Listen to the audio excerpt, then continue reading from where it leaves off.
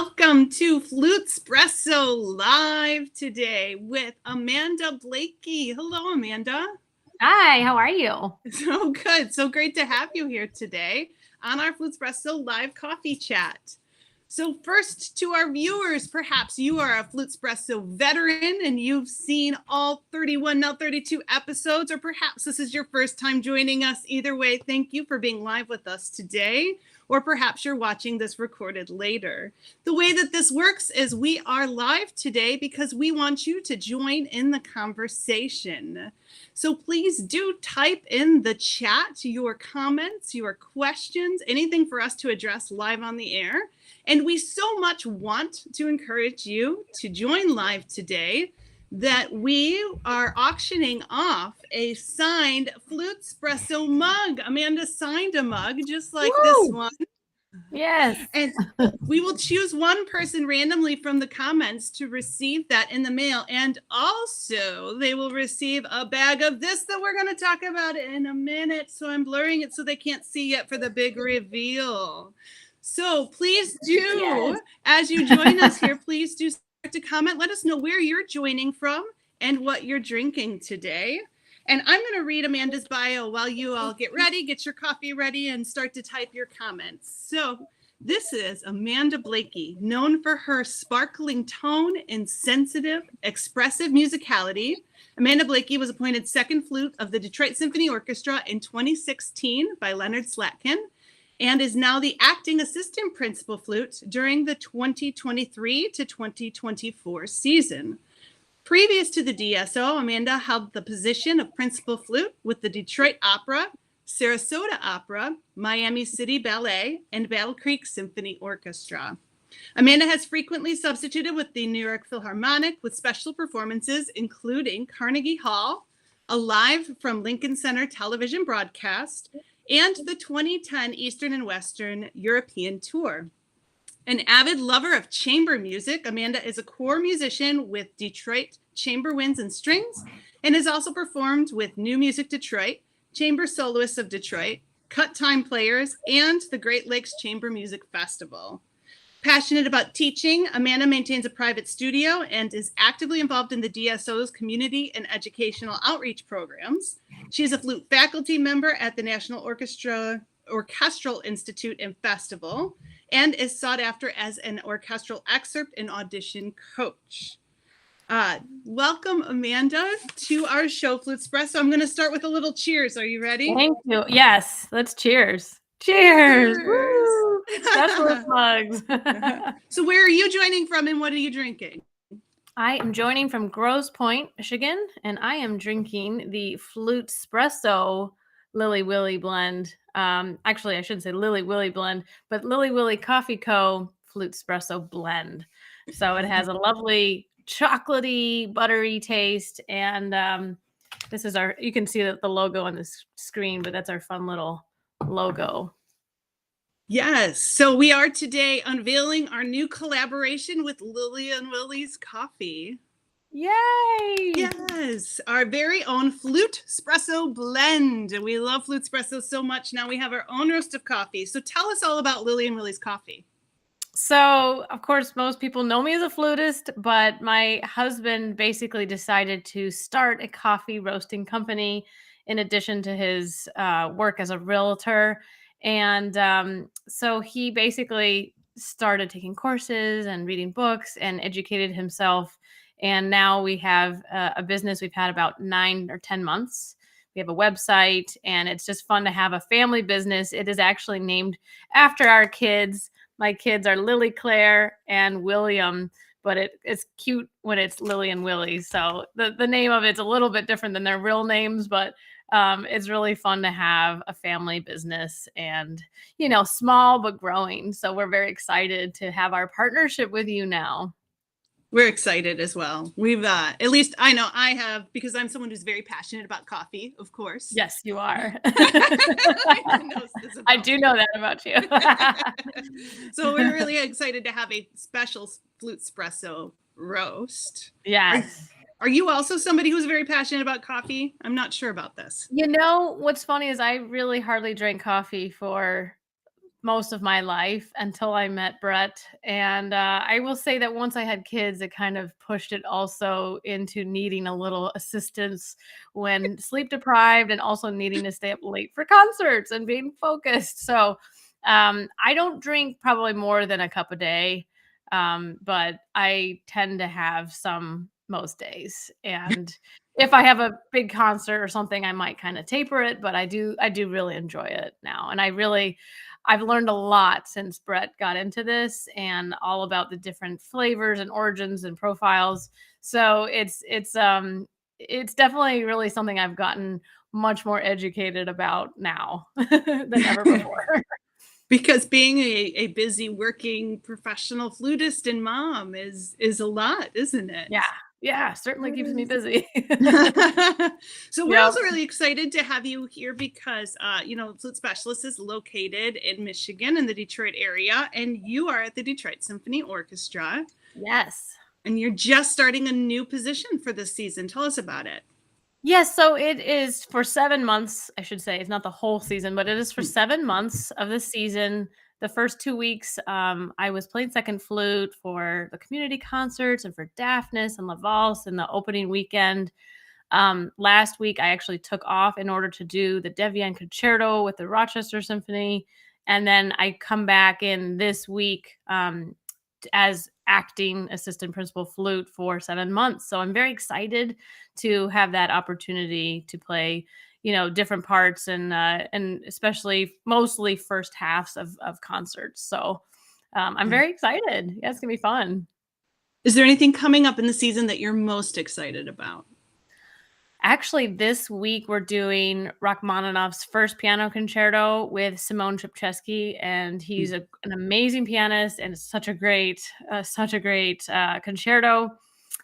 Later in the season, we're doing Bartok piano concerto with Yuja Wang, so that's really amazing because I don't think she's been here since I've been here.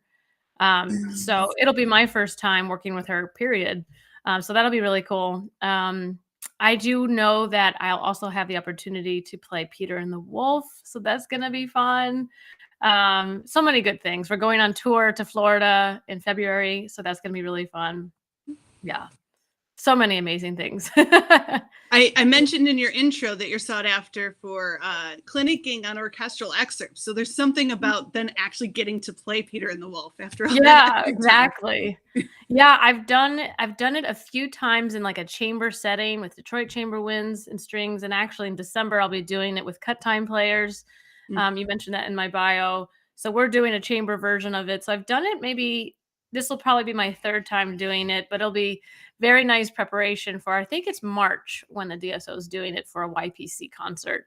So it'll Awesome. be really nice to do it full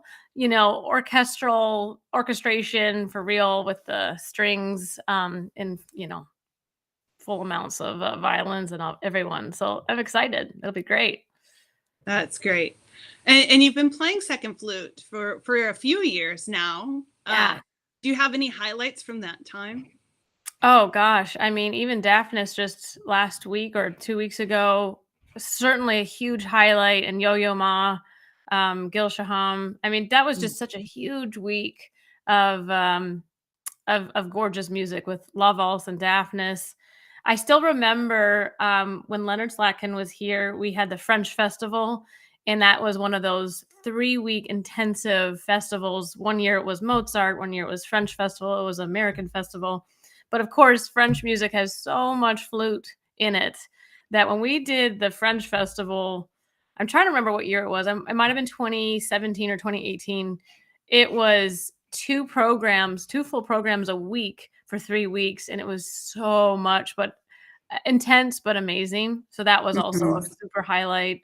Of course, things like Bartok's Concerto for Orchestra, Mendelssohn's Italian Symphony, stuff where there's just great flute, 1 and 2 parts that you Mhm. practice forever and you finally get to do.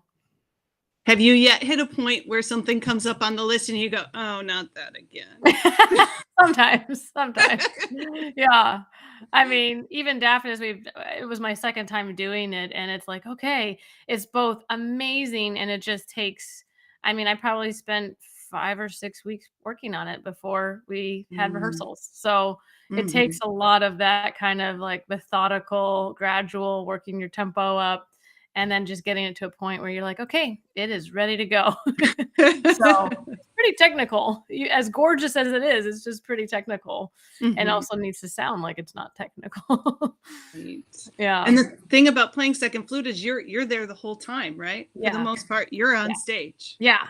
Yeah, so for 2 weeks ago, for opening weekend, I think it was again kinda like the festivals where we had 2 basically different programs. The only thing that repeated was Daphnis, but 2 different concertos, 2 different overtures, La Valse, and then Daphnis, and I'm trying to think if there's anything else, but yeah, so in the flute section, I was the only one that played everything, Mhm. but I didn't have to play principal parts, but still very demanding as far as just volume of repertoire to have ready Mhm. at a very high level. So, yeah, it definitely took some of my summer vacation to just, Mm, like, get all of that ready, mhm. which is And fun. and then, like you said, the next 7 months, you have half the concert.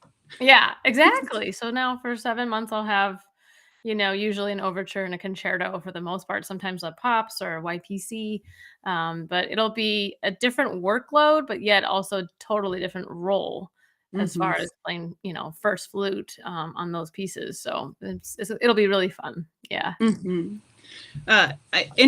In Detroit, I'm going to mention it again that Flute Specialist is in Detroit, and even though I'm in Iowa right now, I got my degrees in Detroit, and we're very proud of the Detroit Symphony Orchestra. You do so much community outreach and so much for the community. We're very proud of the orchestra. I Thank imagine you you. are as well. Oh, yeah. I mean, I think we do a great, educational community outreach program, and it's something you can kind of contractually sign up for or do it, ad hoc so that, if as things come up, you can pick and choose.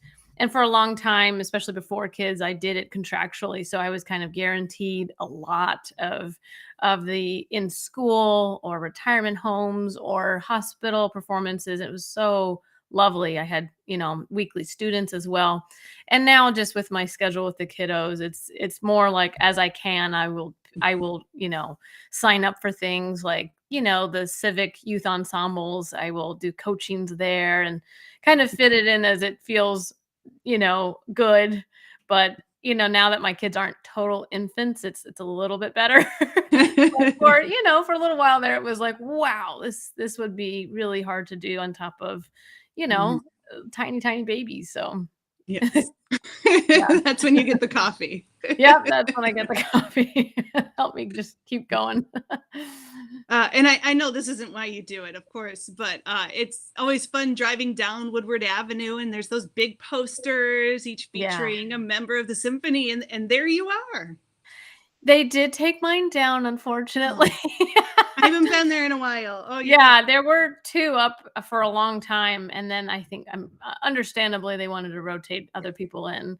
So, I think I someone found them in the dumpster and took them out, and I actually have it, but I don't know what to do with it, but I think I'm gonna hide it in my mom's basement and make it like a practical joke on her because I feel like she would appreciate more than life-size headshot of me. But I don't know what to do with it myself. Any proud mom would enjoy that. Yeah, right? She's gonna be probably happy to have it in her basement next to her laundry or something. I love it. Oh, that's fun. Don't So tell you her. brief Gotta surprise her. I mean, I cannot tell her, but you are live right now. Yeah, she might be watching, I don't know. You briefly mentioned the concerto you just played last weekend. Do you want to talk a little bit more about that? Yeah, sure. So I had the privilege of playing a concerto with the Rochester Symphony Orchestra here in Michigan. To me, it was kind of serendipitous because I about a year ago exactly, I was just working on this Debian E minor concerto, the number 7, for fun. In addition to my DSO folders of music, sometimes it's really nice to have something in there that's really just flute focused, totally flute focused. And it's one I've had in my, music files, you can see them back there, for a Mhm. long time. And I was inspired by my teacher, my former teacher, Robert Langevin, when I studied with him at Orford Music Academy in Canada. I studied with him there 9 summers, and I don't remember which summer it was, but he performed it with a chamber orchestra there, and I just fell in love with it. It's so elegant and charming and has the beautiful turns. It's a little bit different than Mozart, but not quite romantic, so it's kinda like late classical. And so when Rochester, it's kind of funny because I was working on this piece. Hannah Hamill, my lovely colleague, Hannah Hamill Mazer, was doing the Reinecke flute concerto and in the community concerts. And it was so fun to support her and play on that with Sharon. And it just kind of was like this feeling like, oh, it's been, a few years since I had done one. The last one I had done was with the DSYO, the youth orchestra, and I'd done the Mozart flute and harp concerto, which was so fun. So anyway, I kind of put it out into the universe. I said, I would love to do a concerto. And I was thinking, especially a Debian. And then I kid you not, within about a month, the Rochester Symphony asked me about doing it this fall. And I thought, wow, that was fast. And I gave them about 5 concertos to choose from. And I didn't pick any of the Mozarts or Ibert because I have done those. And I really thought it'd be nice to do something different and new. And of course, I was really thinking this Devienne. And I also love CPE Bach D minor is one of my favorites too. But as far as programming goes, Devienne might work better for an orchestra that's trying to have more people playing. So in the end, I gave them the choices, but we narrowed it down, and then it was between that and Mercadante, and I said I'd rather do Devienne because it was on my stand already. So it was a great night on Friday, getting to play it with the Rochester Symphony, and it's just always so fun to play repertoire that you've been wanting to play for a long time in a totally different way that, normally you're sitting in the back, or in the middle. So it was such a delight to play the Debian concerto. Yeah, it was fun. Oh, that's wonderful. I'm going to break for a second. Just remind our viewers that if you have any questions or comments for Amanda, you're telling us some great things about what you're drinking. And Janice is drinking some Lily and Willy's Sumatra blend right now. Yes, Janice is a lovely flutist who studies with me, and she is a wonderful patron of our coffee. So thank you, Janice, for enjoying your coffee, your Sumatra right now. And I should say here that there is a website for the coffee. We finally have a website. Yes. Yes. We used to take orders by, Messenger and whatnot, but we do finally have an official website. I don't know if we can type it in, but it is lillywillycoffeeco.com. And I think even if you Googled it, you'd find it. But I'm so happy that as of maybe 3 or 4 weeks ago, it is up now and going. So we'll get it to the comments. I know we will. So that's great. Everybody check it out. And reminder that we have our new FluteSpresso blend that we're giving away to one random person in the comments. So if you want to get your first taste, or maybe for Jan, your regular taste, but of the new, there it is in the comments, of the new blend. And you can get this at Flute Specialists as well, either at Lily and Willy's or at Flute Specialists.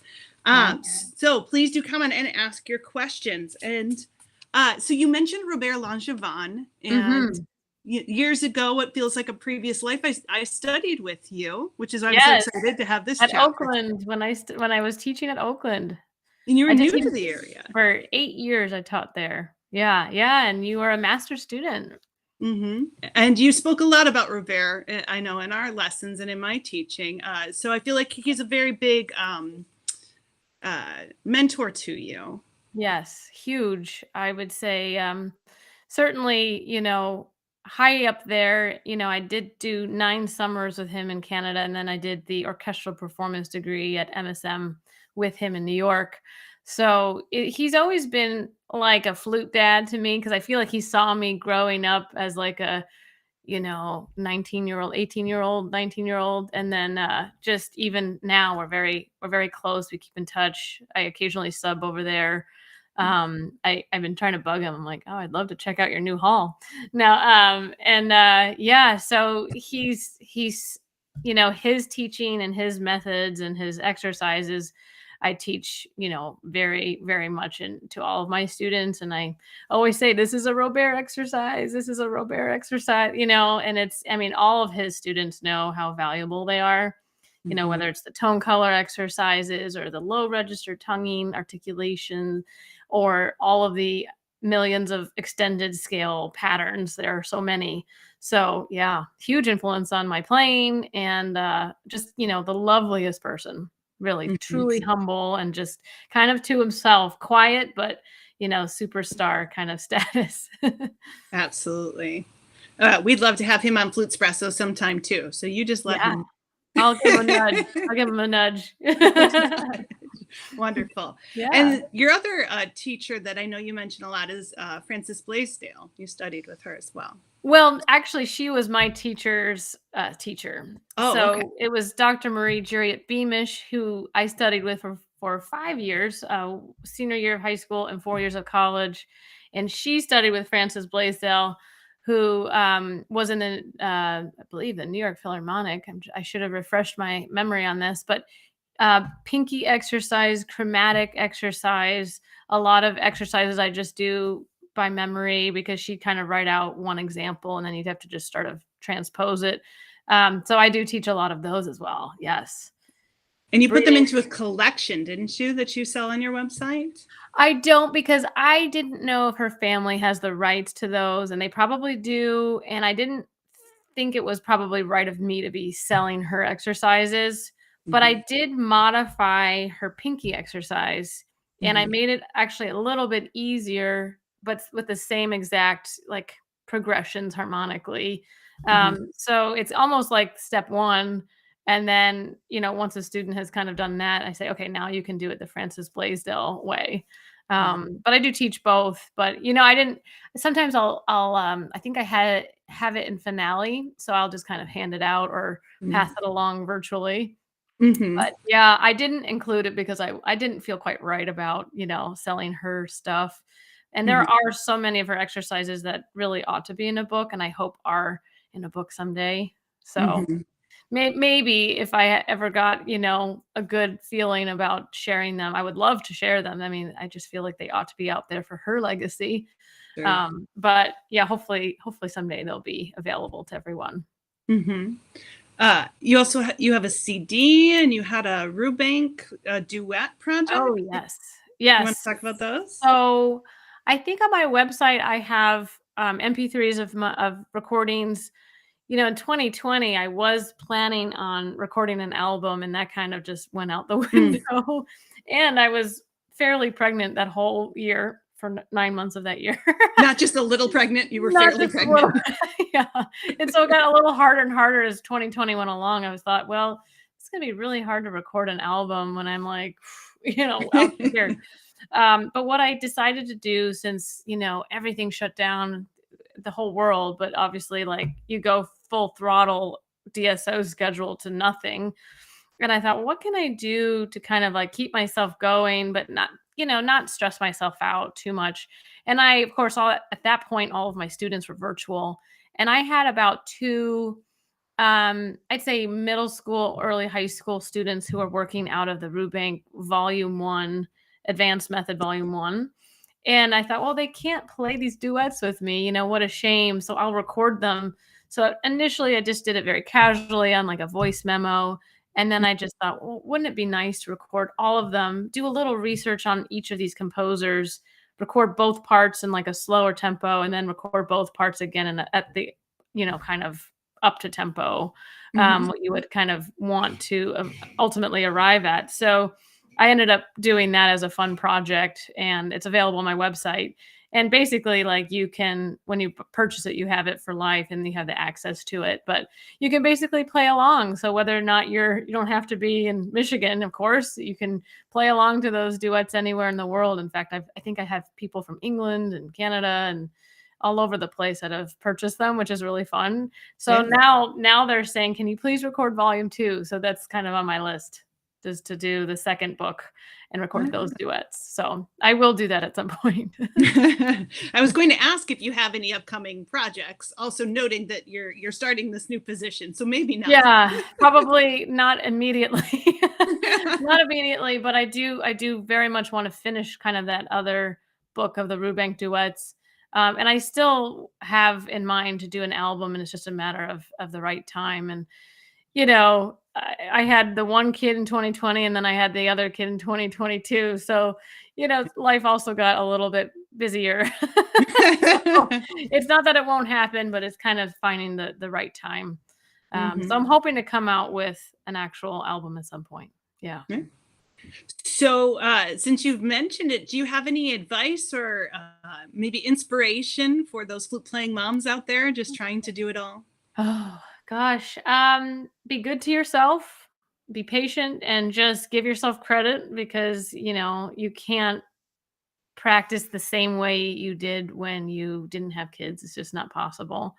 Mhm. I think you can look at it very, I don't know, pragmatically in the sense that when you're not at rehearsal or not practicing and you're on duty with your kids, just put yourself there and really enjoy it and just, put everything else flute wise aside.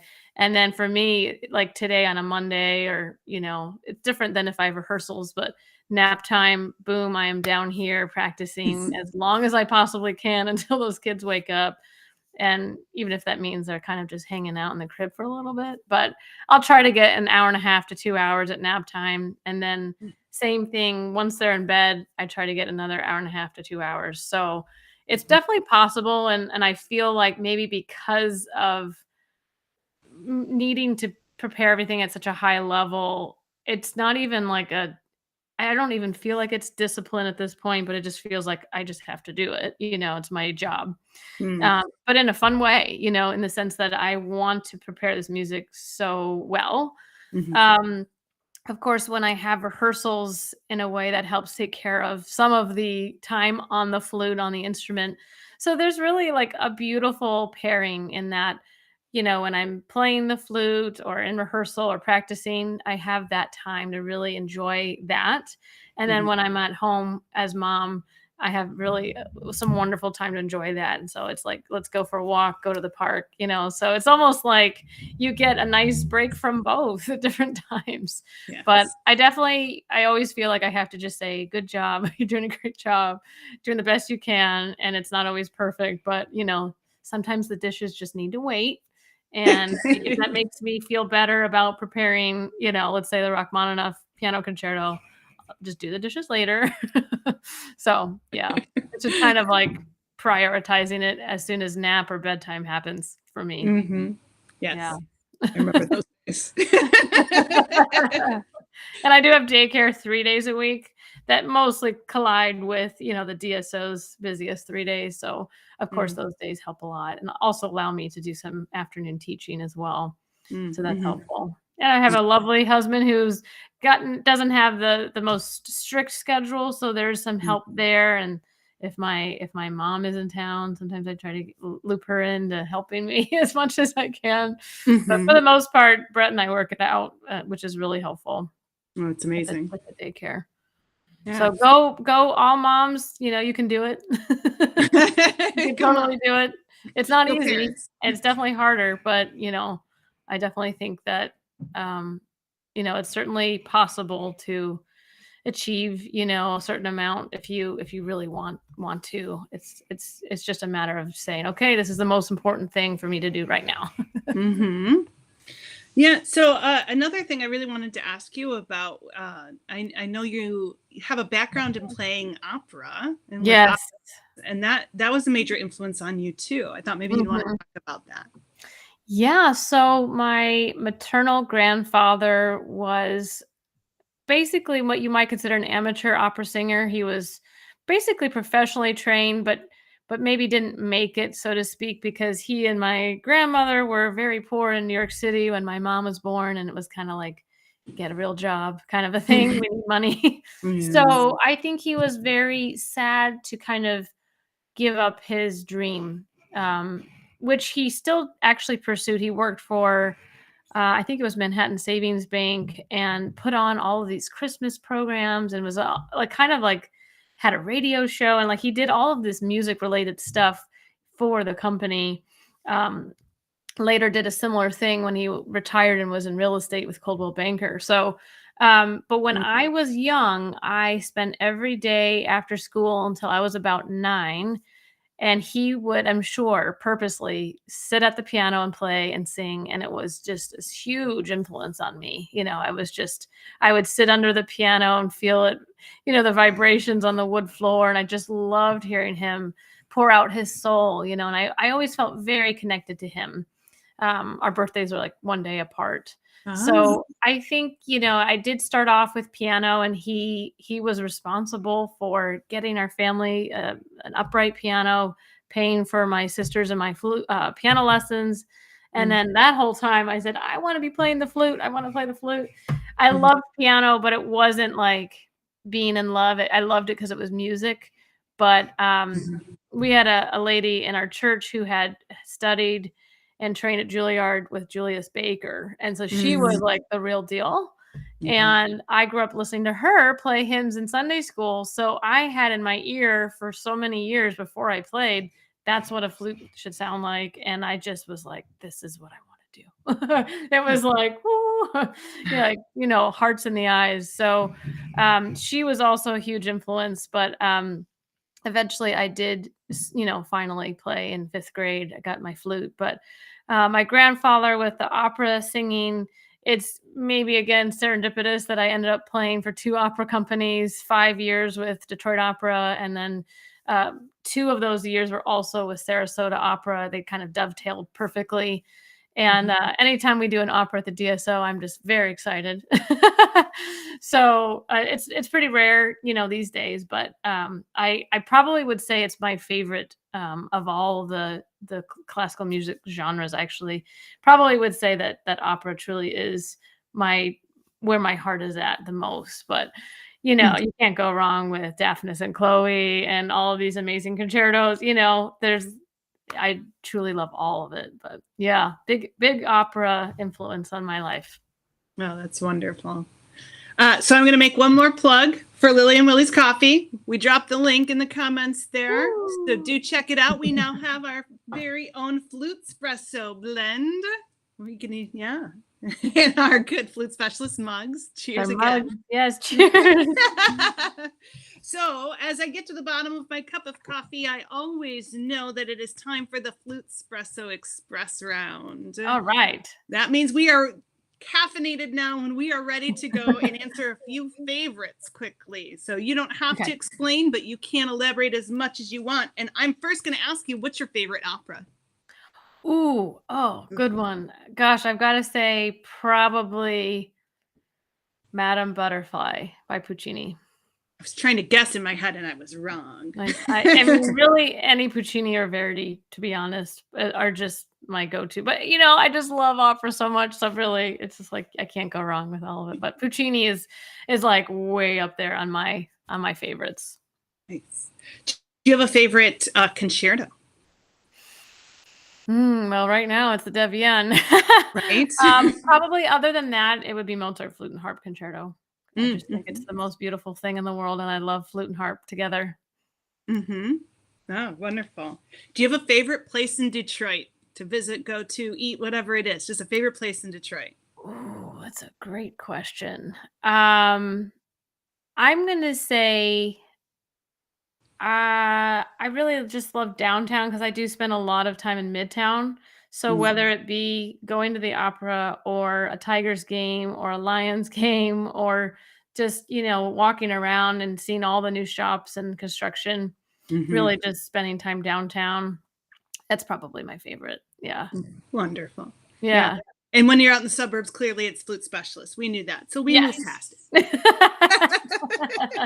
I do see you guys a lot. So I'm there like every other week. Let's see here. Do you have a favorite place to perform? Maybe besides with the DSO, favorite place? Oh, well, I feel like we're very spoiled at the DSO with Orchestra Hall. Carnegie. Sure. I've been there a few times, so, I feel like that's probably the only other hall I've come across that's better. But Mhm. even Robert said, "I think your hall, the DSO, is one of the best in the world." So We that's think really so too. yeah. Wonderful. So also it is a holiday today and we're reaching holiday season. I love October and spooky season and fall. So I just thought I would ask, do you have a favorite Halloween candy? I'm not even sure if you celebrate Halloween, but everybody loves the candy. Yeah. Oh, anything Reese's Pieces or Reese's anything, the little bunny, not bunnies, but the little anything peanut butter cup. Awesome. Do you have a favorite holiday tradition? It doesn't have to be Halloween, just through the holidays here. Ooh, I love well, I love Christmas even more now because of the kids. It's Hmm. so magical to them, and I've always loved it, of course, but it is so fun to see it from their eyes. Hmm. And I would say for me personally, even Thanksgiving even more so just because it's such a great family time and the food is always amazing. So, Hmm. yeah, I think for different reasons. Thanksgiving for me, but because of the kids, I do love seeing, them light up with Christmas and everything.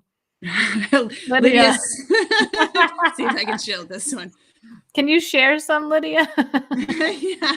Can you send us some? Thank you. Halloween is always dangerous because I have a huge sweet tooth and it just like puts it on fire. And then I'm just like, "Whew, I gotta like stop." Oh, I candy. did.